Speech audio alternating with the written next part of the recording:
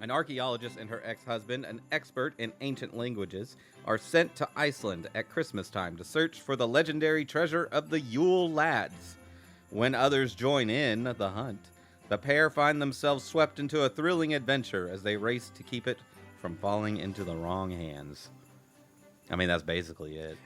Is it, though? Is it? Because race is very loose term with how much we just kind of meander around at times. Look, no, there is a race. It just happens in a montage. Yeah, and then we stop to take someone's cat home and have dinner.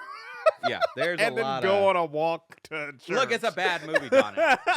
It's a So bad bad, movie. This so is the bad. Watchin' It podcast. We are covering this piece of crap movie that Mike picked for us. Yes. I was like after halfway in, I was like, Donna, we gotta get Mike on the horn. we gotta re-record the episode, at least the end of it. We gotta, even though it's re-released, we gotta get back on that FBI stuff. Like, hey, they both are Hallmark movies. You don't know. Did you watch the FBI one? You don't know if it's any better. It has to be. It has to be. So we're talking about The Christmas Quest. The Christmas Quest came out this year. Mm-hmm. Has a 6.4 rating on IMDb. Yes. We're gonna have to drop that at least 2 points. 4.4 sounds. Even for a I give Hallmark, it a 3. I want 3.4. I'm with you. I'll go as low as you want to go. Yeah, no. It's I haven't seen a lot of Hallmark Christmas movies. This is the worst one that I've seen, and I just can't. So here's the thing. I think I would enjoy one where she falls in love with a prince in some fake country somewhere better than this. Here is the thing that I find interesting, because we already talked about it a little bit. Its rating is, so I looked at actually some of the customer reviews for this movie, and the thing I find interesting there is a couple of things. One is when people like we said, we're like 3.4, maybe lower. When people don't like stuff on IMDb, they're like 5, 6. Yeah. I'm like, this is a terrible movie, 5 stars. I'm like, if it's a terrible movie, why is it 5 stars? You know what? Let's dissect that for a second, because I think, in my mind, in my opinion, that 5 is baseline. Okay, it is a movie. Yes, you have made a movie. If a perfect 5 on IMDb, yes, is you have watched the movie and had no emotional reaction to it in any way, negative or positive. For something to go below 5, yes, there has to be actively bad things about the movie. 100%. And for it to go above 5, there have to be actively good things about the movie. That's where I'm at. Yeah, no, so and it's I a agree. bad movie is not necessarily, or like a mediocre movie. Yeah, it's but not these necessarily people like are a 2 saying or 3, they're bad movies and stuff. The other thing is, so there are some interesting reviews here. This is a bad one. This is a bad one. There are some interesting reviews here. One is, a lot of people found the ending really, that was the point that lost them. So I'm like, that was the point? Because one is, I mean, the ending was real bad. Well, the thing for me, the ending was also telegraphed at like 10 minutes into the movie. I knew 10 minutes of the movie, I already know where this is going, which we'll get to. I'm not going to spoil it. It wasn't telegraphed for me, but I barely paid attention to this pile of crap. But the other thing is, so there's a lot of people who are, and I'm just like, this just shows that Hallmark movies are made for Americans, because there's a lot of people who their issue with the movie, and it just shows the paradoxical of their mindset. Because one thing I will give this movie props for, because I would not expect Hallmark to do this, is that it was shot, a majority of it was shot in Iceland, which I'm surprised. I'm like, I did not think Hallmark had fly people out to Iceland to shoot a movie money. And I mean, they are huge, but still, I didn't even think, I mean, these are Hallmark movies. They're like you shoot 5 million of them a year. So I imagine, I was just like, you got a lot somewhere. But they actually, like I said, so I give them props to that. They went to Iceland to shoot this movie. And they also hired a lot of like Norse, Icelandic those people to be in the movie, which is also another big props. A lot of times it's just like, hey, you're going to go by Jorgensen. Well, I was looking at the director and writer, Dustin Rickert, who he's done a bunch of Iceland stuff, but he does a lot of this Christmas stuff. Yeah, including the freaking Touchdown Chiefs movie. That's one thing I want to talk about with the directors. Like, perfect. But anyways, one of the biggest things in the reviews that people bring up is they just like me. They're like, it's nice to see that they were in Iceland. It's very beautiful. One of my biggest issues with the movie is how much Norse language words they use. I can't understand them. And I'm like, okay. Well, they should have gone hard with it. They should have subtitles like all. One is they didn't even go, like, there wasn't even too much I mean, yeah, there's plenty of people's names and then like the locations, but overall, like they didn't go that heavy into the Norse language. And then also to be like, man, this movie it's great that you guys are embracing the Norse culture and you went to Iceland to film it. But man, if you could just not have them speak their language so I can understand it, that'd be great. I'm just like, you are just so American in that moment to be like, yeah, no, I really like that you committed to. Yeah, they dropped then, all the names of like. Yeah. I also like when they're like Boston, Massachusetts, and Scotland, and all. And I'm just like, and then there's like Iceland. I'm like, I know you're in Reykjavik. You can say you're in Reykjavik. You can say Reykjavik. I like when they're like Boston, Massachusetts, and I'm like, as opposed to what other Boston? Yeah. Boston market. Like, you don't we know where you are. Crap movie. Anyway, that we do have a supernatural connection. I mean, of course. How could you not? Yeah. There always has to be a supernatural connection. The actress Erin Cahill. She plays the mother character in the flashbacks in this movie. Yeah. She was in season 3, episode 9 of Supernatural, Malus Malfactorum. It's probably a very forgettable episode. Everything before season 4 is forgettable. Yeah. I mean, I need to get back to it, but season 3 is where I have the last season I finished, and I don't remember her, but who knows if she looked different. Like we said, director Dustin Rickert. Yep. I looked through it. I didn't see anything worth a note, nor did I did with the writers for that matter. No, I mean these people they make Hallmark movies. Like what I notice is like when you what I do like actually, what I want to talk about Dustin real quick is when you click on Dustin on IMDb, they give you a little breakdown of him, like Dustin born in August 1974 in Rudolph, and he's a producer, director, and then they go known for. And is known for The Christmas Quest. You mean the movie he just made? Yeah. Christmas Quest, Next Stop for Christmas, and Biltmore Christmas. All Hallmark. This man is a Hallmark movie director. Yeah. They just put in there like whatever his most recent ones were. Yeah.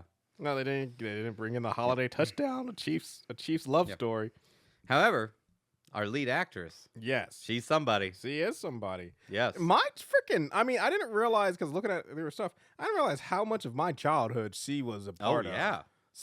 She was a huge Nickelodeon voice actress. I didn't realize how much of a voice actress she was. Yeah. We're talking about Lacey Chabert, who I was first introduced to in 1998 in the Lost in Space movie. Yep. Played me Penny. too.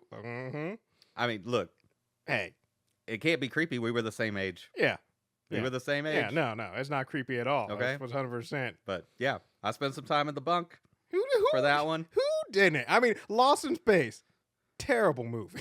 It's it's not the worst. Okay. It's not below a 5. It's not below a 5. No, it's not below a 5. I'd give it a 6. 6 works. Yeah. I'll give it a 6 too. But still, like I said, I watched that movie a lot, but it was not because of the plot. I was not like, ooh, let's watch. I was like, ooh, hoo, ho. She played Gretchen in Mean Girls, a movie I've tried to watch several times and cannot get into. I do not think I'm the target audience. We are not. I had no idea that for the last 10 years she's voiced Zatanna in all of the Justice League and Young Justice stuff. Yep. She did 18 episodes as a fill-in for voicing Meg. Yep. In Family Guy. She was the original Meg. Oh, I didn't know she was the original. Yeah, she was the original Meg.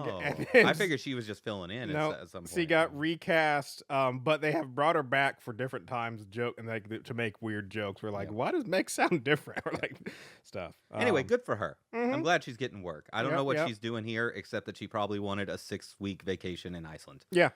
That's what happened here. That's why she's in this movie. They said, hey, we're going to pay you rate, like Screen Actor Guild rate, and you get 6-month paid vacations to Iceland. I mean, I'm looking at her IMDb, and no, she's done some TV movies. She's done some other Hallmark movies. Okay. I haven't seen it, and I'm just going off of, because she was in 2 different Christmas movies this year. Both of them were on our list. One was The Christmas Quest. The other was Hot Frosty, which was the Netflix movie. And I mean, like I said, maybe it's just my prejudice in mind that I'm just like a Hallmark movie. A Netflix movie's got to be better than a Hallmark movie. But according to IMDb, 6.4 for The Christmas Quest, 5.3 for Hot Frosty. And I'm like, it's the meme. I have not seen Hot Frosty, so I have nothing to base this on. But I'm just like, really, Netflix getting outdone by Hallmark? That's funny. That's funny. Oh man. Yeah. Anyway, yeah, good on her. Yeah. She's getting work. Yes, he's getting work, and like you said, I mean, yeah, they flew her to Iceland. I mean, I'd be in a crappy Hallmark movie if they took me somewhere nice.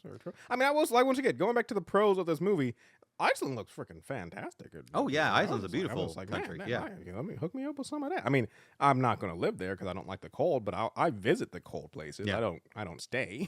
Look, what you do, and I've known people that have done this. But you go there, you land in Reykjavik, you see the sights for like a couple of days. You take like a week or two. Right. You rent a car and you drive around the entire island Right. in 2 weeks, and you visit the entire thing. Yep.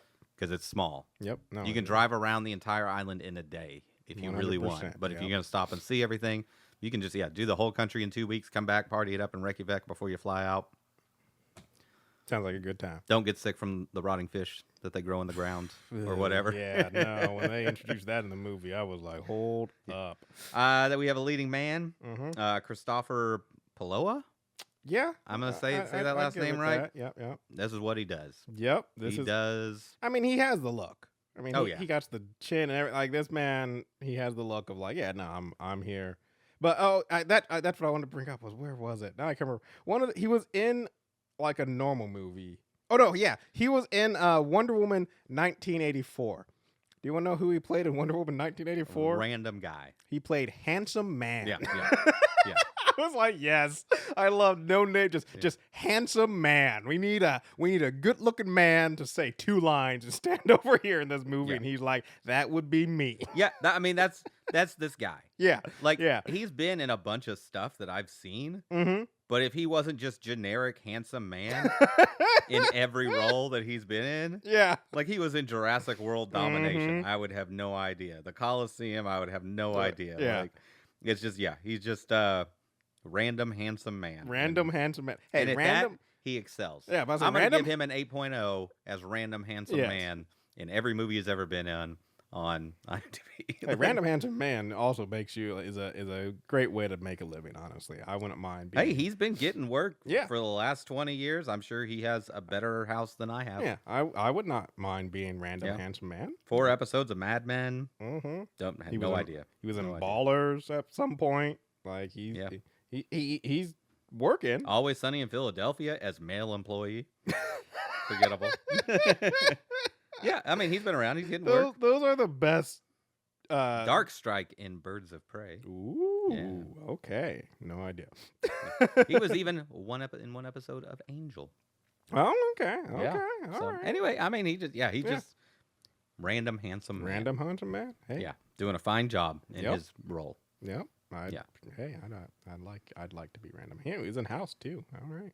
Yeah. Anyways, and then we have Derek Ridley. None of these other actors matter. I got to bring him up just because I put him down as discount. Crap, what's that actor's name? I have his name written in here. Discount Christopher Watts. Okay. Like I just loved him. Like the first time I saw him, and I knew there was no way because there's no way Christopher Waltz would be in a Hallmark movie. But when he first showed up, I was like, "Is that Christopher Waltz?" I'm like, "No, it's not." But then the more I looked, I was like, "I could believe that he's related to Christopher Waltz." Though. I was just like, "All right, discount Christopher Waltz we got in this movie." But no, there's a bunch. Like I said, another plus for this movie is they actually got like Icelandic people. Yeah. And that's great. Instead of just being like, hey, we need you to pretend to be, they're like, no, we're going to hire actual people from here. Yeah. So like I said, that's the end of my list of positives. I don't know. Do you think that the other hunter, what, the chick? The chick, I don't think she was Icelandic. I don't know about I feel her. like she was doing a bad accent. Is let's see. No, she's Icelandic. Yep. Okay. Yep. Aldis Alma Hamilton is an actress of Icelandic and African descent. Okay. Yep. Born in Germany, she grew up in Reykjavik, Iceland. There you go. Is fluent in both Icelandic and I'm assuming German, but I gotta click the thing. And English. Okay. Yeah. Fair enough. No. She was But I am with you there. I wasn't too sure on her without looking her up. But yeah, no, the rest. Fair enough. Okay, well, shade Like retracted. I said, that is the end of my. When it comes to this movie, those are my two. That's the end of my list of positives. Is that they actually went to Iceland. I'll give you one more positive. I'll give you one more positive about the Iceland thing. Okay. Is when early in the movie they mentioned that there's only going to be like 4 hours a day. Mm-hmm. A significant amount of this movie is in the dark. Yes, they have some day scenes. but things quickly turn to night, and they didn't shy away from that, which I think a lot of movies would. Yep. Anyway. Yep.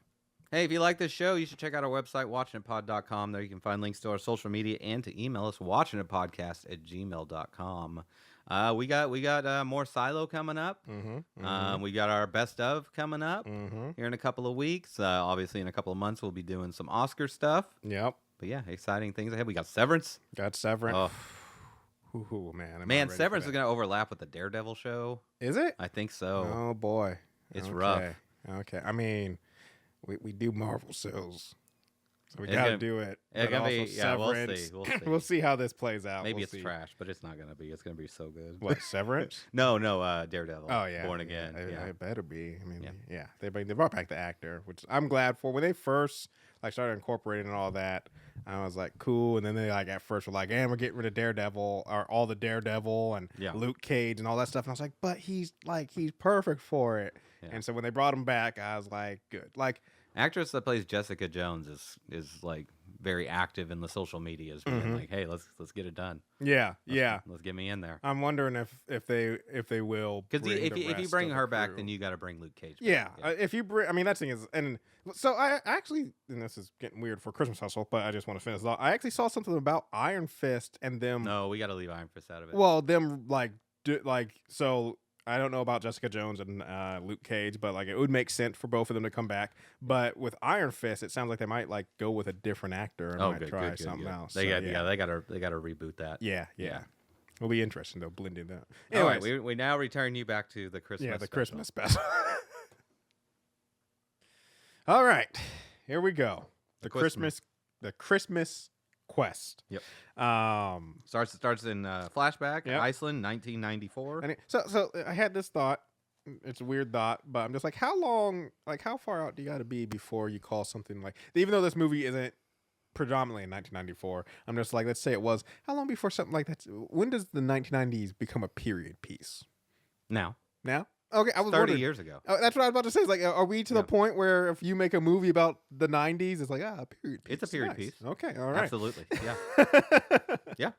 I mean, they were making movies in the 70s about World War II. That was a period piece. Yeah. 30 years prior. 30 years. All right. 30 years at the time. All right.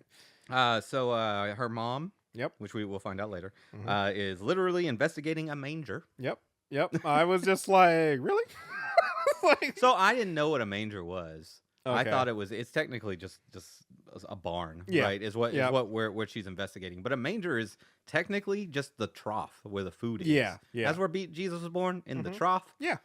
You just put him in a trough. Okay. They didn't have any food. Excellent. Yeah. No. And she goes into apparently there's a tomb of some sort in the barn. That's what I was like. She goes into this manger that's also pristinely preserved for a manger, and goes through it, and I'm just like, and this is a reoccurring thing. I'm just like, she doesn't even search that hard. Yeah, it's I know it's a Hallmark movie. I'm not gonna, because there were lots of people who were said I wanted more out of this. I'm like, it's a Hallmark movie, but there's still I don't know. Once again, I am glad you flew to Iceland, but maybe you should have spent some of that more money. Maybe get yourself an escape room expert to put together a couple puzzles that at least are convincing. Yeah. The puzzle is literally a button on the front of a water fountain. There's never been a child that accidentally reached up to lean over and pull themselves up. I know this is jumping ahead. No, we're gonna We're gonna go through each of these ridiculous, stupid puzzles because we get there. We're not jumping ahead. Okay, fine. We need to take them in strides. Okay. Well, as we get to them, we will talk about the stupidity of this whole thing. Okay. Because this world is what this world established to me, and they did retcon part of it. Because I was like, what this world established to me is that besides Lacey's character, everyone in this world, including her mother, but eventually we find out no, not including their mother, but at the time I was thinking including her mother, is a moron. Yeah. For this to be the great that for decades, centuries even. Yeah. This treasure's been hidden. This is like from like the 1700s. This is the great mystery. No one's been. Everybody's been trying to, and everybody's been trying. We'll no get one there. has found We'll it. get there. It's ridiculous. It's all right. Okay. Okay. Anyways, Now, I think that we'll get to the end. I'm going to say there's a caveat to that when we get to the end of the yes. of why things are kind of the way they are. But anyway, yeah, she pushes a button and this thing automatically goes back. There is so Indiana Jones. Yep. Okay.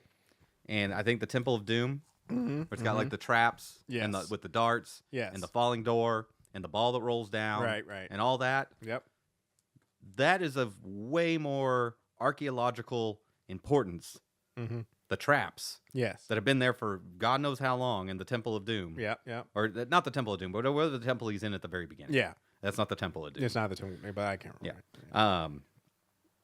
But it's like he's like after the golden statue. Right. Or whatever. It's like, no. The fact that they figured out how to make this like weighted thing, like trap and the dart traps and the rolling rock. I'm like, that's that they lasted for some or at least 100 years, if not more, maybe thousands of years. I'm like, that is archaeological study material. Yeah, that you need to decipher that, but take apart some of those traps, see what they did to make these mechanisms so good. Yeah, there's some other mechanisms we're gonna run into. So anyway, we transfer to Boston. We're still in 1994. Yep.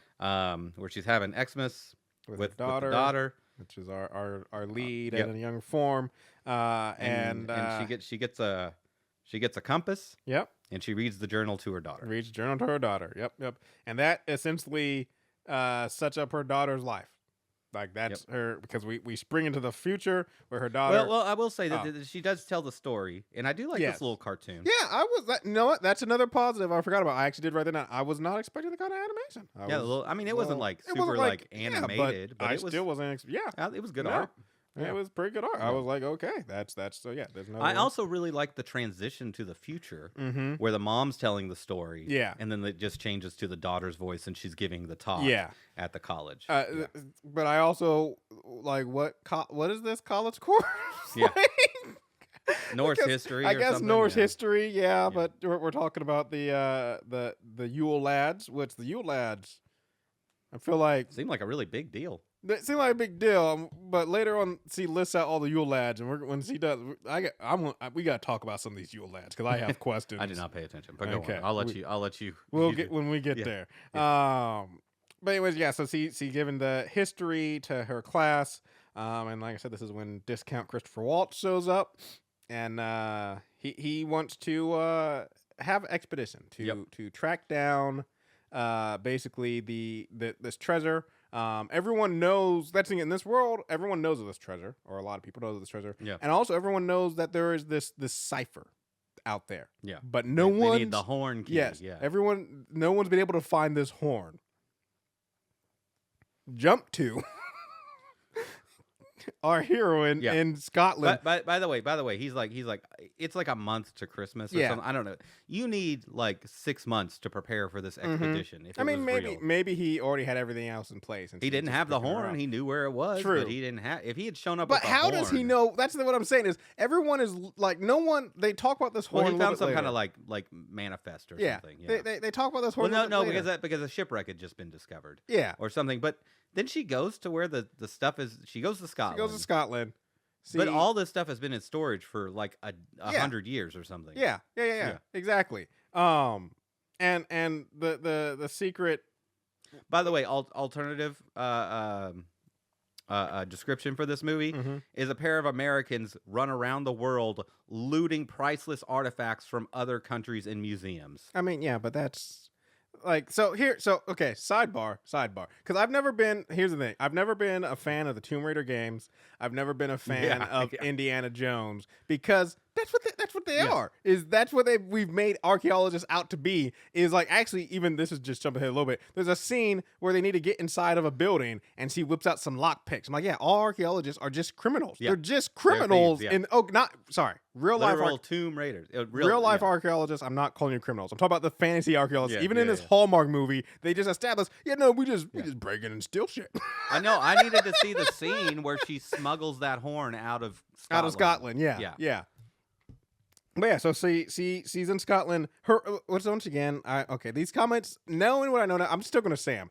Her mom spends her entire life, and it's very much clear. She makes it clear. I mean, eventually she does come back, but it makes it clear. Mom was away a lot, very absentee mother, and I think her dad is dead. They say something, but very absentee mother, not there for her whole life. Is about finding this treasure, finding this horn, and it takes the daughter like 5 minutes.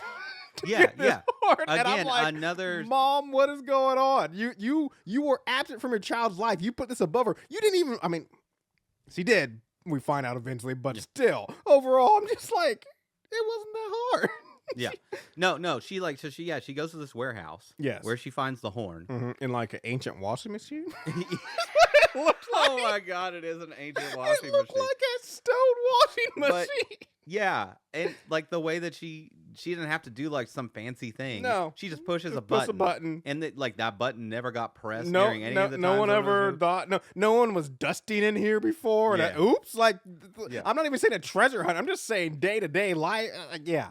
By the way, she pushes a button and a stone door on the washing machine. Opens up. Just slides on open. I'm like, this needs to be in a museum. Yeah. How? What mechanism?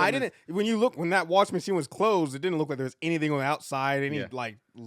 How's this being What done? is it powered by? Yeah. Like, I mean, it is ridiculous. Anyway. So anyways, he gets the horn. We should mention that the horn is in a box that has a lock. Yes. That is it was open. Unlocked. Yep. It was unlocked. So it was placed there. Yep. But anyways, she gets the horn, and they're flying to, or they're trying to figure out like how someone who can decipher it. By the way, she would be able to decipher it. Should be, yeah. Her mom was like big into this thing, and she's big into this thing. She would know how to translate Norse ruins. Especially she was questioned before for a while, and they make it clear a little bit later that she never was questioned with her husband. The ex-husband character is unnecessary. Yes, 100%. So anyways, they're talking about the horn, and they're like, well, now that the horn's been found, everybody's going to be looking again. And I'm like, but how do they know the horn's been found? Don't tell anybody. You and the guy who hired you, and I guess the attendant on the plane saw it. So I'm like, there are 3 people that know about said horn, and you're like, now everybody's going to be looking now that the horn is found. I'm like, not if you don't tell them. That's right. The only way they find out is if you say something. I was just like, how do they know the horn's been found? You're the only 3 people who know. And I'm like, this guy looks rich enough. He can have that flight attendant killed. Yeah. All right, so they go to Boston. They pick up the husband, who at first I was like, what is he doing? Just selling trees. It turns out he's helping the parents. Helping his parents. By the way, when a billionaire says name your price, it's more than trees. Well, that's what I say. He's like, if you want me to come, they said I have to be here until the lot sold out. So you have to buy all the trees. And I'm like, yeah, I don't think that's good. I'm pretty sure he was like in the back of his mind, like, I'm gonna have to cut this dude a check for like $5 million. And he's like, buy all the trees of my lot. And he's like $5,000? Sure. Yeah. Like he's like, you're gonna have to buy. Like that was gonna stop. Oh, you want me to buy all the trees? Oh, I'm out. I'm sorry, I can't buy all the trees. By the way, I do love another plus in the favor of this movie. When they're like, oh, we'll go with this other translator guy, and it's like, oh no, he's getting a surgery. This other person needs on a cruise. And I love what she's just like, are you in a group text or something? In a group chat with like, you guys? how do you know? And I was like, that's so this is. By the way, all the weird translators would definitely be in a group chat. Somewhere. Yeah. There's only so many people you can talk about this stuff. I mean, this is also a world where like emergency, like clandestine translation could happen at any moment. Yeah, you never know. This is where, like I said, at least for me, I knew where the end of this movie was. Is before he signs on with Max, he does decipher their first clue for him, and part of it, that clue is find what they hold most dear. And that line right there told me, oh, it's not going to be a treasure. It's going to be what the Yule Lads hold most dear, which, as you hear more about the Yule Lads, it's like weird random shit. Yeah. So that was like why, like, everyone who's like, oh, I just can't believe this ending. I'm like, they said it like 10 minutes into the movie. Like, what was going to happen? Like, what the Yule Lads hold most dear is not what humans hold most dear. Yeah. It's not going to be gold and all this stuff. It's like, no, there are a bunch of weird little guys, which we're going to get into, but they're a bunch of weird little guys. They're going to like weird little things. Yeah. They also say that this can only be done in the time leading up to Christmas. And never Based on what? give any reason. Like all the little clues and all the little puzzles they solve, at no point is like this is only be solved at Christmas because of yeah, that's one thing I thought near the end of the movie. Yeah. I was like, hold up. Why can't I find this in July? I feel like all this stuff would still be here in July. Yeah, so they go to Iceland. Yep. And they get a fancy hotel from the rich guy who says a stupid line of like, this is all I could find. I'm like, I looked it up because I was very curious. I'm like, do they celebrate Christmas in Iceland? It's a legit question. Yeah. Christmas is huge in Iceland because of the Northern Lights, which they do show in this. There's absolutely no way, unless they had this book 6 months in advance, that they're getting this hotel room. I mean, we don't know how rich this dude is, but I'm like, let's say this hotel room is there, and let's just say like Jeff Bezos wants it. You think Jeff Bezos is in that room? True. Like I said, we don't know how rich this dude is, but if he's the Jeff Bezos of this universe, I'm sure he could roll in there and be like, "Excuse me." I like the cat statue. Cat statue was cool. Yep. Yeah. Very, very cool. I like how the foreigner just shows up and just starts touching the statue. Just start touching everything. They go to this church. Yep. They're seeing the Northern Lights, which is awesome. And she's immediately like, I'm gonna break in. He's like, just opens the door because it's a church. It's open all the time. Church. This is also seems to be like kind of like a public attraction. Like you can also like, like I'm sure it has church, but it also seems like it's something you come and see. And this is where one of the worst puzzles in this movie. Yeah. Again, the washing machine would have accidentally gotten open. The water fountain would have accidentally gotten open. You're telling me that no one in this church, since this church was built, up where people are known to stand, never stepped on that one tile. So yes, the puzzle is basically a chess puzzle, and they need to step where the bishop is, and so the husband is stepping around the chessboard where you would set up a bishop when it starts, and he steps on one of the tiles and it opens. And I was like, I'm going to stop you right there because it's just on the floor of this church. It's just on the floor of the church. No one has ever stepped on this one tile. Not one. Like I literally put down, you don't need the clues to find this treasure. You would bumble into it backwards on a drunken bender one night. Honestly, like this treasure should always be being found because it's just like now we can jump ahead for a second because where is the treasure? Yeah, it's under the church. Underneath the church. In a hallway that's lit up. Yep. And at the end of it is a wall. Yep. That literally you just have to turn around some buttons. I love that they're I guess you did need the key. You do need the key, but still, I do love that they're stumped for a little bit. Where they're like, "Well, what do we do?" And I'm like, "I don't know. Maybe the buttons on the door. You do something with those." And then there's like, "Oh, well, how do you reveal the stars?" And I was just like, "This movie." Okay, back to present. By the way, this all would have had to been put together in like the 1700s. Did chess make it? So this church had to be built at least in the 1700s or before. Yeah. What are the chances that chess was in Iceland in the 1700? Chess is pretty. It is pretty old. It's pretty old. But we didn't have a whole lot of like telecommunications back in the 1700s. I mean, I don't know. It's questionable to me. I guess it could be a little bit. And then it would be so prominent that they would build it. They'd build it into their church, and then they would put a puzzle to hide the treasure that nobody would then step on for the next 2-3 centuries. They spend some time in this cafe. I love every time they go to the cafe, they've got to try some weird thing. Yeah. They said like it was a cider made out of apple seeds. I'm like, arsenic much? I'm like, is that okay? Yeah. Is that safe? Like, that seems like a really, really bad idea. Seems like poison is what it sounds like. Does that come out in the fermentation process? So they're in the bar and they're drinking. And it's a cafe. It's a cafe, sorry. And they're having some drinks, and then like they're also talking about this treasure. Yeah. And some people join in, and they're like, "Well, everybody talks about it. It's fine." And then he's like, "Well, but they don't have the horns." Like, no, that part. Like, but even if everyone does talk about it, I do like when he's like, should we be talking about this?" I'm like, no, exactly. I was just like, even if everyone does talk about this, you just no, you actually have possibility of finding it. No, you should not be talking about it. But then also the other thing is this scene is also where we get the others. The first scene of the others is one of the patrons then stands up and gets on the phone to call somebody. I'm like, oh, there's someone looking in Reykjavik. And you see these Well, scenes. they have the horn, the cipher. Yeah, they have the horn. You see these scenes. And this is not just a question for this Hallmark movie. This is just in general. This type of scene happens all the time where people will be talking in a bar, and then the guy someone at the bar will get up and make a call to someone. I'm like, so are you telling me these organizations just they hire people to hang out in every possible bar, cafe, just hanging out in case someone stumbles in to be like, I know a secret.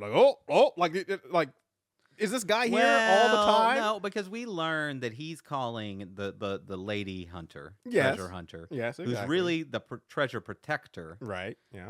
And so I would imagine that there's there's a network of them. True. So one of them just happened to be at that bar. Okay. I'll suspend belief on just that. all the time. Once you learn later on, I'm just like saying, what's going on all the with time. them. They're just always there, anyway, in case someone stumbles in to say they're going to break the thing. This is when we get introduced to the awesome side character Ollie. Yep. Ollie.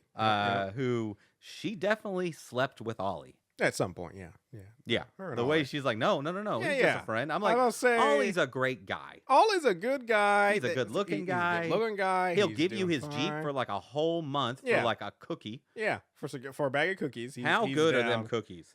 I need them cookies. They did seem pretty good. I do like when she's like, oh, we've got to go to this thing. It's 100 miles away. Yeah. And she's like, I'm getting us a plane lined up. I'm not slower. Yeah. It's going to take way longer. You can drive there in like half an hour. Yeah, yeah. No, well, that's probably a little fast. Okay, anyway. But yeah. They specifically say 2 hours. So you don't need a plane. So this is where I wrote down, though. So they're getting into the car, and she's like, you want some upbeat Christmas music or more traditional? And Chase is like, no Christmas music. And that's where I'm like, I'm with you, Chase. I'm 100%. Like, that's where me and Chase, we vibed right then. I was like, this man's a man after my own heart. And then they go to this cave and perform the worst investigation but before of that, all time. You said they go to this cave. Why does this cave have a doorway in, like a legit doorway? Because it's all touristy stuff, right? I mean, they walk up like a path to get there. Yeah, okay. Like a paved path. That's what I thought. That's what I thought. But then that makes me question another thing. Once again, just, I know we're going to hit on this a lot, but if this was a touristy thing, like you said, this is the worst investigation. Like, they just go in. Yeah. They don't look around. Look around. I love when like, oh, here's the button, and I'm just like, how tourists are here all the time, they don't see this button, and then they just go back to the cafe, and or like it's the next morning, and they're like, oh, let's ask Ollie about it and stuff like that. I love like when like the evil treasure hunter, quote evil, shows up. She just walks right in and turns over the first rock. Yeah, turns over the and first there's rock. the answer. Yeah, right there. Yeah. No, which, like I said, and I wrote this down. I was like, how has no one in this universe found this treasure yet? It's been someone has. It is, yes, but still, it's been 3 centuries. It's been 3 centuries, and these clues are literally things you could bumble over with. I just think the fact that no one found it by accident. Honestly, I'd be more. No, absolutely. Anyways. All right, so we get to like the next day. Yep. And there's a question proposed. Mm-hmm. Which would you rather be haunted by? Yes. Ghost of Christmas Past, Christmas Present, or Christmas Future? Right. In what scenario is it ever anything but Christmas Future? Yeah. That's that. If I have a choice, it's always going to be Christmas Future. Yeah. Like, because Christmas Past, what are you getting from that? What are you getting from just? I mean, I guess if you had like some really good Christmases, you can go and relive those. But overall, you're not getting. I mean, it would have to be so insanely good. Yeah, and then Christmas Present is just like, so now, like in the actual Christmas Carol story, he's looking at the Christmases that he's not going to. There's a Christmas that he's not going to. So I guess you would have that same effect. But all that, like I said, a little bit later, actually, at the end of the movie, they asked the guardian girl that question. She says present, so I can see all the parties I can go to. I'm like, I guess if you want to live petty, I don't know. It's like present makes no sense to me. But yeah, I'm just like, Christmas Future, hands down. Yeah. I mean, it would be annoying to only be able to see Christmases because you don't know what happened in that year. So if you're like, let's just say like you're in a happy relationship and you're dating a girl and all that stuff, and so you head to Christmas and they're like, oh look, we're together, it's Christmas, and you're like, cool, and then you jump ahead to the next Christmas and you're sitting on a beach with a guy drinking a Mai Tai. You're like, whoa, what happened between this 2 years? I mean, but you can glean some stuff. It's like, I get my Christmas future and we're all huddled up in a basement, and everyone's like, quiet, the zombies will hear us. I'm like, okay, I need to change some investment strategies. Exactly. I'm just saying, like you can just do stuff with future information. No, I'm not saying. I'm just it's saying, not like that. If you were time traveling like, to Christmas past, I would like, okay, I can place some bets. Yeah. In the past. Yeah. Will pay No. off later, I'm not saying. I'm still saying Christmas future is the thing. I'm just saying the fact that it's only Christmas that you can see. Like there's a whole year that stuff can change where you're just like, I don't know how we got here, and that's going to be a lot of work to work backwards from. Like, I don't know what I'm doing in Tahiti on Christmas with like 3 German guys in a bar playing Russian roulette. I don't know how we got here. A lot of stuff's going to change in this next year that I'm not sure about. So anyway, they end up going to another cave. And this is a tourist attraction. Yes, by the way, are lights set up in the background. It's daytime. Yep. There would be 10,000 people. Why are there not people here? Yeah. There would be tours being given. Whatever. They closed down this whole thing just for these people. Yep. And then they find a lever behind a rock. Behind a rock. Just no one in the history of man ever, or the last 300 years ever looked behind this rock in this very obvious place in this tourist location. It's because, Robert, what you have to understand is everybody else is very respectful and like, oh, that's off the path of the tour, so we can't look. No. I was just like, when he's like, oh, what's this behind this rock? A lever. I was like, no, please don't. Please don't. Please. Like, give me anything else. Jimmy, just give me like at least like move a couple rocks around, please. But no, it's just like just behind the rock. There's a lever that no one's seen. By the way, once again, these pillars come out of the ground. Yep. And a gigantic 500,000 ton stone wall gently lowers and closes with. And this is no insult to Christopher Palama, but his no's were just some of the worst. I was just like, I know this is a Hallmark movie, but bro, like even this is. Yeah, again, the archaeology needs to be all up in here, just trying to figure out this whole mechanism. So they're trapped now, and they're going back and forth. And one thing is like, well, maybe we should call for help, and he starts like yelling, and like. I get they're kind of far out, middle of nowhere. You're in Iceland. Yeah. I don't know anything about cell service, but they don't even mention a cell phone. Yeah, like they act like cell phones don't exist. But I'm just like, hold up, like at least give me a line being like, we got no cell service. Because I'm just like, why does no one have a cell phone? Why does no one have a phone? Right, you're going off to the middle of nowhere. Yeah. No one or like a satellite phone. Mm-hmm. I mean, this is not like we find through conversations. She is not just like some novice, like she's been stuck in the library. She is Indiana Jones. She's just like her mom. Treasure hunted in Kabul. She spent a bunch of time doing treasure hunts, and then she retired to be a teacher. Like, and she has not just treasure hunts. She's been in the shit. Mm-hmm. Yeah, is what we're led to believe. Yeah, she has seen some things. So they have this fight about her risking herself, and he wants her to be safe. And he's like, I don't want you to be in danger. And I'm like, bruh, I'm going to step in real quick right here. You are trapped in a cave in the middle of nowhere. There's no way to contact anybody. You are already in danger. Her not climbing out means you die a slow death of starvation and freezing in Iceland. So I just was like, you want to keep her safe by keeping her like she wants to climb out to hopefully find a solution to get you guys out of there. But they would get found. Hopefully. Because somebody, Ollie, knew where they were going. No, they made it clear that Ollie, because that's one thing he says is, he's like, we should wait for Ollie. And she's like, Ollie, who doesn't know where we are, and she's like, we didn't tell who we were going, doesn't know where we are. But so, I know, they would be found. First of all, this is a tourist attraction. It is. But does anyone know how to lift a 5,000 ton stone door? When they show up. No, there's a hole in the ceiling. True. I guess someone will hear. I'm just saying. And someone does hear because I put down villain, but we find out later on. She's the guardian. Like I said, in the Hallmark universe, villains are just so much more courteous. Chuck you a rope. Like I thought she was gone. Well, she's an evil archaeologist, not like a murderer. Yeah, I guess. But so she gets the book in exchange for throwing them a rope. Yeah. And whatnot. I don't know why they didn't have a rope to begin with. No one knows. But anyway, I'm like, you didn't make a copy of it? Yeah. Why do you have the book with you? Why do you have the book with you? Why don't you have That should be digitized. copies and stuff? Like I said, so they get out, and like our heroine is very distraught because she's lost. And my whole thing, one thing she literally says is, if she has it, she has a clue, she can figure it out in like 2 seconds, which I agree, because none of these traps are that thing. Yeah. But the fact that she can figure it out in 2 seconds, once again, I question what the rest of the archaeologists in this world, because they make it very clear. Lots of people have been looking for this treasure, for the horn and for the treasure, and so far everything I've seen, I'm like, how have you not found it? Yeah. How have you not found Because it? they've been thwarted by the evil protectors. I guess. But they get back to the hotel. Yep. And I tell you what, after a long day of spelunking and treasure hunting, you know what I like to do?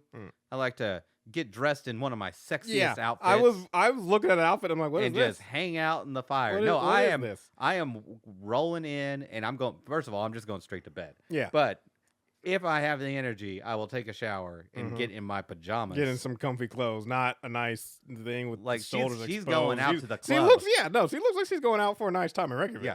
She is tempting Instead, the ex. they're hanging in, doing, and she is saying things like, "I tangled up the lights on purpose." I'm like, if I was with a girl who told me that, and she's like, it's because it took us longer, we had to spend more time together. It's like, we can spend time together without. Christmas lights are a pain in the ass, okay? You don't need to be making them harder by tangling up. And I also like when she goes to the Christmas market at one point, off screen, and she buys like stuff to make a snowman. I'm like, you are on the job. Yeah. You're not here to have fun. Apparently you are, because they're just kind of meandering. And then also there's a line where there's a fruitcake, and he's like, do I like fruitcake? And she's like, yeah, you like fruitcake. And then a little bit later, he says he does. And I'm like, that's how you know this movie is a fantasy, because no one liked fruitcake.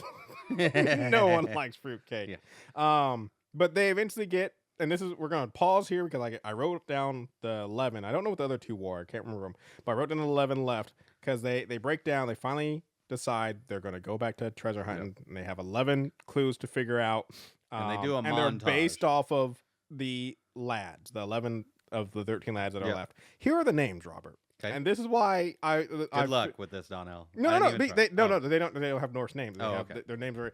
So one is, all of them have a name that is supposedly hints at what they do mischievously. Okay. Yep. Okay. So first off, the first guy though, I don't know what his is, because the first guy is Stubby.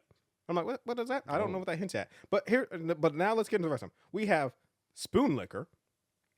So a guy who licks spoons. Sneaks in, opens your drawers, right, licks your spoons, puts then we have Pot Scraper. So he comes in like cleans your pots. Food, I don't know. Food. Bowl Licker seems pretty close to Spoon Licker, but all right, sure. Then we have. The tongue is only so wet, Donnell. Then we have Door Slammer. So I'm like, a guy who just comes in and slams doors in your house. Oh, that's a good one. We have that's freaky out, man. Yeah, we have Scry Gobbler, which I don't know what a scry is, but that's somebody like writes. Eat. Sausage Swiper. All right. That could be either hilarious or real dark. Well, here come the next three that make me think that the Yule Lads are a little bit more than mischievous, because we have Window Peeper, which I'm like, hold up. Yeah, not That's okay. some peeping Tom stuff. Then we have Door Sniffer. We're like, what the hell is this man doing at what Door Sniffer? And then this one is not an accent. It's just a name. His name, and I'm like, this is getting to horror territory. His name is Meat Hook. I'm like, dude, what are you doing with me? Like, don't say his name 3 times into a mirror. And then we finally end with this one. I don't know what he comes to your house and asks. His name is Candle Beggar, which I'm like, so he asks after Window Peeper, Door Sniffer, like and a Meat little Hook. match girl or something. Then they're like, oh, and then there's also Candle Beggar. But like I said, they're weird. They start out weird, but then they start to get a little creepy with Window Peeper, Doorway Sniffer, and Meat Hook. I'm like, hold up. But then we fast forward through all the rest of the treasure hunting. Yeah, the whole movie. Yes, they're just like, oh, this movie about treasure hunting, we're going to fast forward through a majority of the treasure hunt. Not like a majority, not like 51%. No. Like 90%. Not about 90% of it, yeah. Mm-hmm. They're just like, we're just going to fast. Look, they're doing some treasure hunt. No, you don't actually see what they're doing. You know what this would have been interesting is if this had been a 13-part mini-series for the holiday season, and every hour of the series, or like 45 minutes, whatever, because it's network TV, so Yep. 30 minutes, Yeah. with 30 minutes of commercials or whatever. Anyway, was like one puzzle. Mm-hmm. That would have And been some actually thought out puzzles. yeah. If they not really sunk their Lever teeth into it, behind yeah. rock. Yeah. And take out the whole getting back together with the husband. Yeah, thing. yeah. yeah. But anyway, so we fast forward through the treasure hunt to This could have been a Hallmark Mysteries. Mm-hmm. It was a Hallmark mystery. Oh, was it? Yeah. Oh, I thought it was Hallmark Plus. Nope. It Oh. was Hallmark mysteries. I can't keep them. It does. They're all the same. Anyways, so after we do a bunch of treasure hunting, we just suddenly jump to them walking down the street where a cat walks in front of them, and they decide, like I said, they make it very clear earlier on. She's like I said, she says now that the horn's been found, which once again I don't know how everyone is, but like everybody's gonna be following each other. They know they're up against the clock. They know there's some lady who stole their journal who was out there trying to solve this treasure. Like I said, she was distraught at one point, but suddenly a cat crosses their path, and they're just like, well, maybe we should take this cat home. By the way, like, maybe you shouldn't. By the way, not an omen. Yeah, because isn't like one of the friends of these Yule dudes like cat, a black cat? Like this is no bueno. Yeah. I'm like, you were cursed. But like I said, they stop the treasure hunt to take this cat home. Yep. Then when they get this cat to home, it's a nice old lady who's making some bread things, and she's like, "You want to make some bread?" Once again, I'm like, "No, we have a treasure hunt to do." But they stop to then make some bread. Yeah. And then husband comes home and is like, "You staying for dinner?" And once again, no, we have a treasure hunt to If get this was back on to. Shudder, they're getting cooked by this definitely. old couple. Definitely. But yeah, they just stop. And while they're having dinner with this nice old couple, and once again, if this was any other movie, this nice old couple would turn out to be spies, but they're not because it's Hallmark. They just spill the beans about what they're doing. Oh, what we're doing. Oh, we're here to collect the legendary treasure that everybody's looking for. Just to some random old couple you just met because you're dropping off their cat.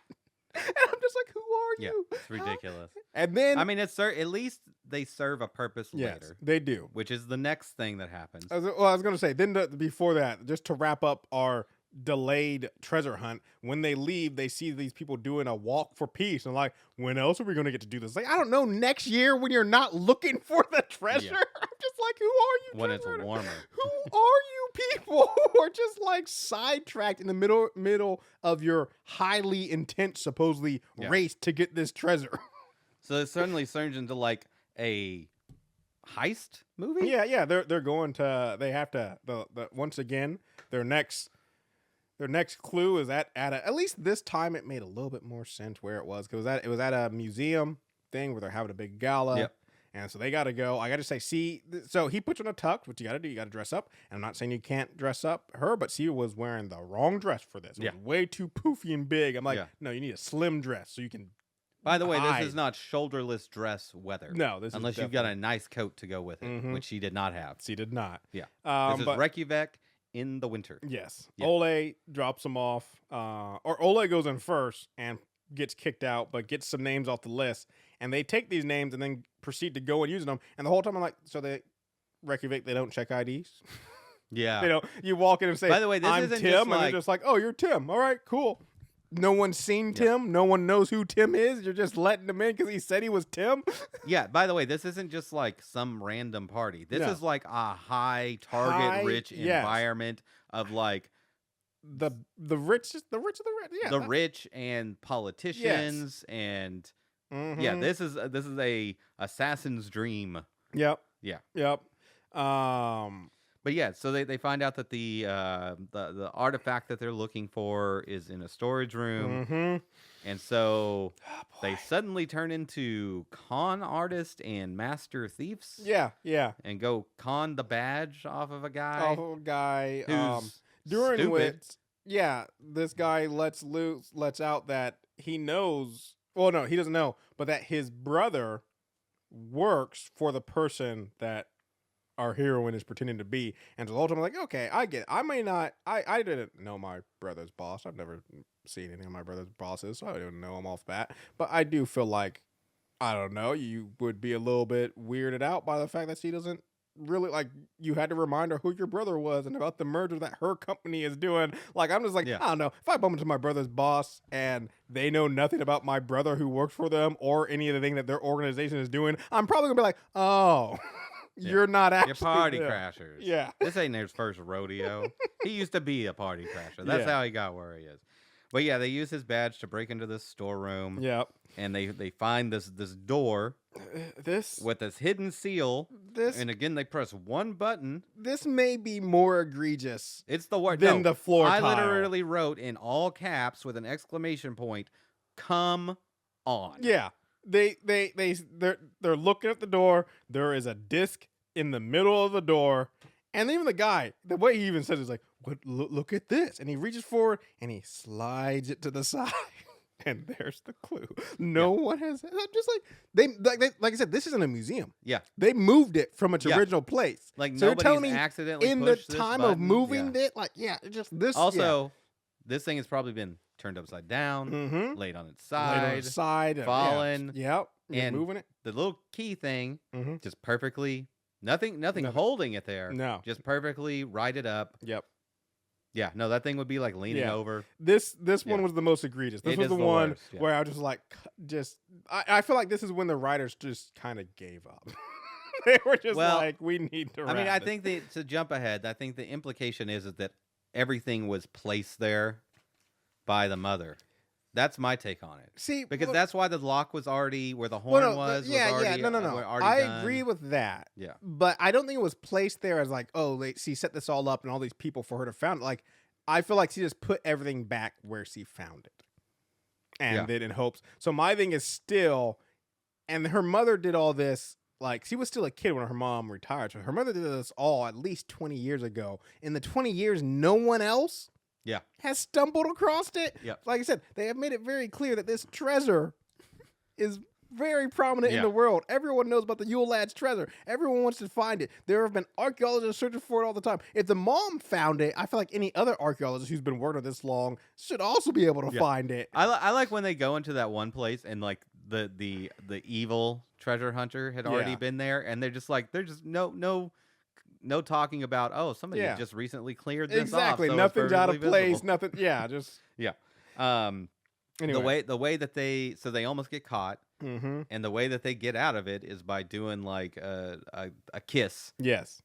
To make the person the guard uncomfortable or whatever, or museum attendant. I'm like, remember, they're still not supposed to be in that room. They are literally in a room that is locked that only one person has a key to, meaning if these two, like I say, they play this sort of thing all the time where it's like, oh yeah, two people kissing, and they're like, oh, we'll give you your privacy. But like, yeah, but no. That's like finding someone in like the nuclear command center kissing. Like, oh, yeah, weird, but also like, no, we have a lot more. There's no way you could accident like. By the way, like the two young loves stumbled in here to kiss. Except you can't stumble in here. The door is locked. There's only one key. It's the vault. You would have to steal the key. Like, I love how she's like, oh my god, like I'm gonna walk away. I'm like, no, you'd be like, okay, well, this is very nice and cute and whatnot, but get the F out. Of our secret locked room and let me check all of your pockets. When she found that, we're going to search you, and we might also have some questions for you. So we get to the next day. They found the last clue. They found the key. Here, and that's when our benefactor shows back up. The boss man shows up with a couple of goons, and she's so shocked that he's like, oh, well, I've got the buyer lined up for the treasure. I'm like, how do you have a buyer lined up? You don't even know what the treasure is or what's it's composed of and all this stuff. And I just love how she's so shocked. And I'm like, you're like Indiana Jones. This is not your first time working with an evil billionaire. Had you looking for a treasure?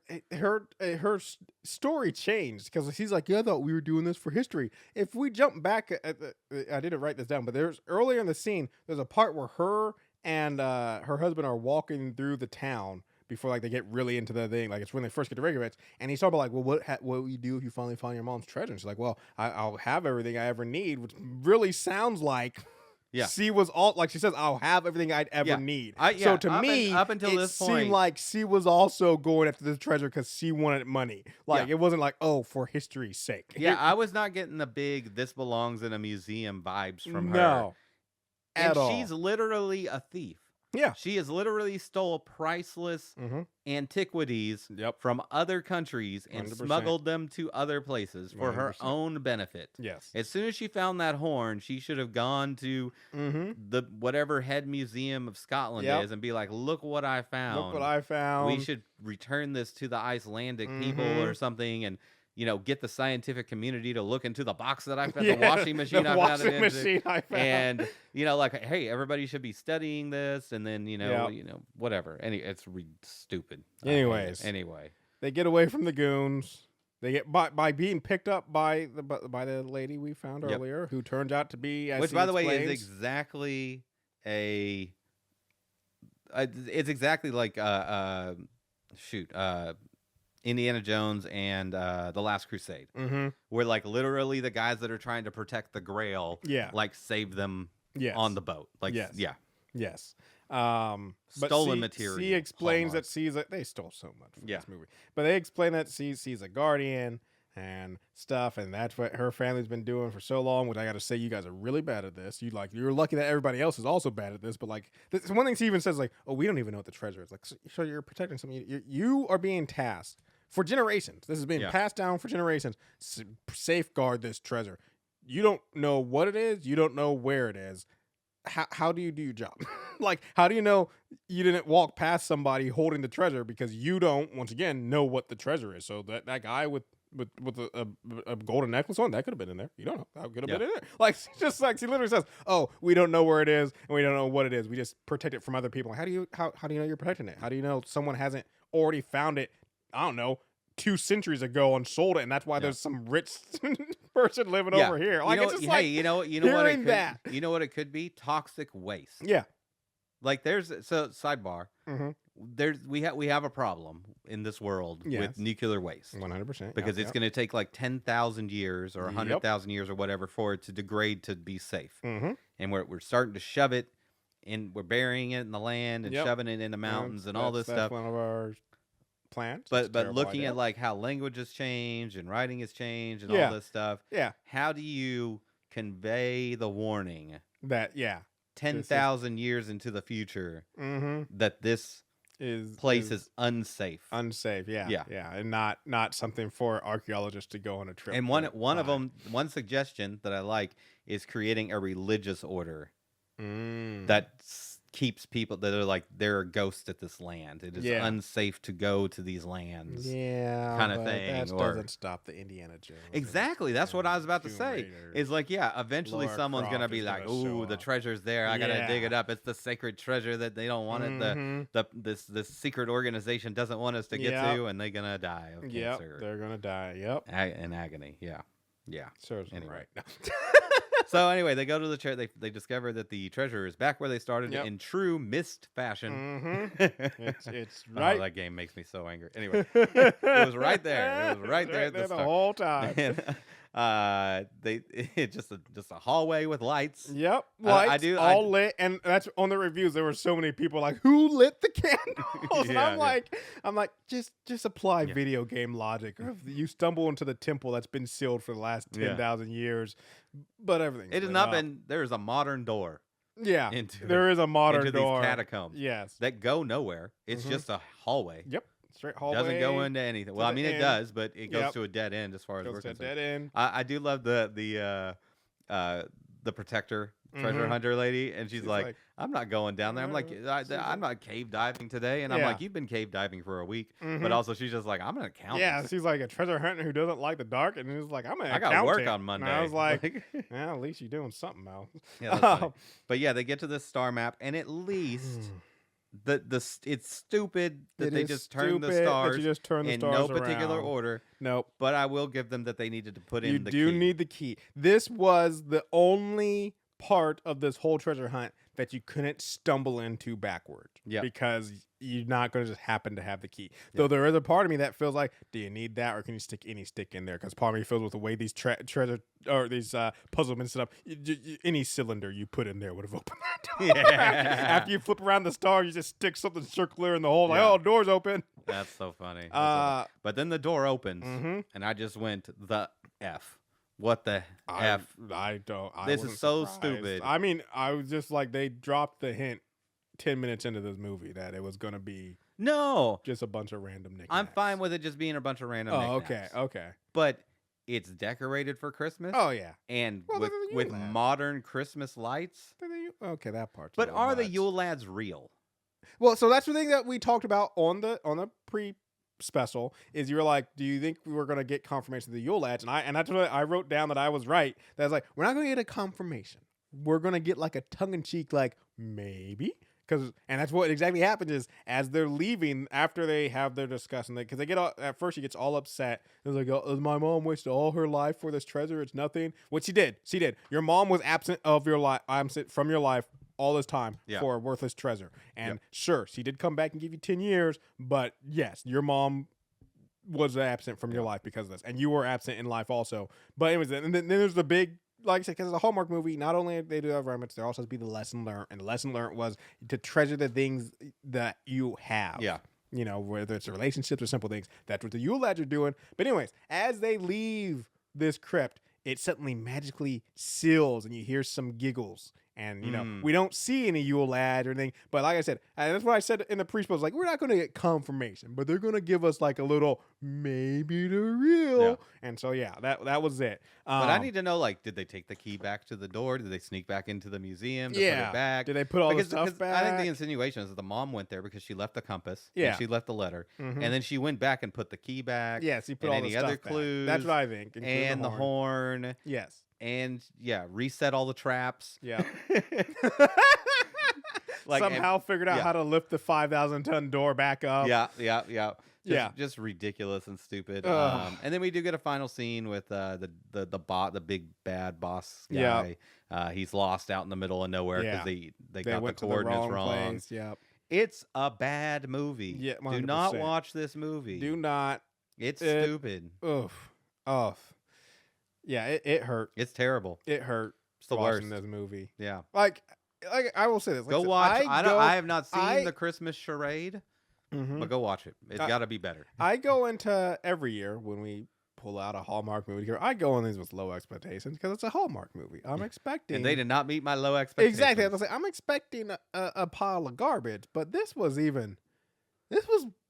like I was disappointed, and I don't know how. Like we didn't even talk about like the 45 minutes of this movie that's literally them flirting. Mm-hmm. Yeah. Like we completely skipped over the entire them rekindling their love. Mm-hmm. Mm-hmm. Yeah. And the ex-husband being upset every time Olaf said anything to her, or not Olaf, Ollie. Ollie, and just like there was no. I mean, like you said, I will give them plus. There are a few moments. There's a few moments. Things. I will give the animation stuff and whatnot. I will give them pluses for getting a lot of the Icelandic actors. Yep. And for shooting it in Iceland. Yeah, I would not have expected that. Like I said, a Hallmark movie, you tell me that, and they're flying out to Iceland to film. I was just like that.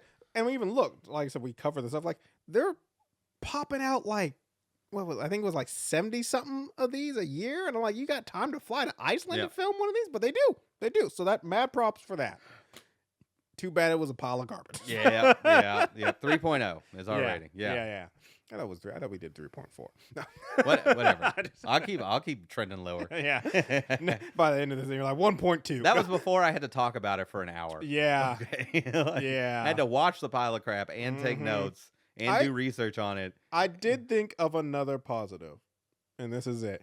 It was only an hour and 20 minutes long, which is longer than it needed to be. But also, like, if this was like, honestly, even though I made fun of them for fast forwarding through the treasure hunt, when they were like, we have 11 more things to solve, and I was like, I can't fast forwarded through a significant I can't do 11 more things. So when they montage us through that, I was like, thank you for montaging me through these. Most time you'd be upset about that, but I was like, thank you. Yeah, and again, like we both said, absolutely no reason this had to be on Christmas. No. There was no puzzle that they did. They're like, that required gotta Christmas figure this time. out in the time before Christmas. Why? Yeah. Why? There wasn't some like refraction of light. Nope. That perfectly hit a cathedral or something. Nope. Nothing They could have done that. They could have done that. That would have made things better, more interesting. Yeah, maybe at the church. Mm-hmm. Yeah. Maybe the stars had to be in the right spot in the sky at that time of year to be able to figure out the star puzzle. Yeah, something. Give us something. So stupid. No. Just turn them Anyway, thank you for joining us. I hope you listening to an hour of this will save you an hour and a half of your life watching this crap movie. Yes. From watching this crap movie. We'll be back next year, I'm sure. Mm-hmm. I'm going to have to kill Mike. Hey, he doesn't know. He didn't know. He goes in blind. And let's be honest, the synopsis made it sound like fine. something was going on that that was not. Okay, this is not my fault. The biggest plus is that I learned who voiced Zatanna for the last 10 years of my life. Yeah. That's the big. Yeah, that's a good takeaway. Anyway, we're going to be doing Silo this week. Yep. We got a couple more episodes of Silo. Then we got some Severance coming up. A lot of other good shows coming up. Daredevil. Yep. Yeah, very excited for that. Very excited. It's going to be some good stuff. So yeah, and as always, of course, we also have our best of. Oh yeah. And we have mine's written. After that. I have my whole list written. Yep. I am not there yet. I'm still working on mine. I'm still putting together. I got my movies, my TV shows, and my anime list. Oh. Yep. I'm not going to have anime yet. That's fine. I know. There's a little extra I'm going to do. Yeah, there's a little extra. Anyways, folks, thank you for joining us. Give us a rating reviews. I won't expect 5 stars for this episode because... But if you have watched this movie, or if you watched the Christmas charade and can tell us if that was better, send us an email. And thank you so much for listening. Bye.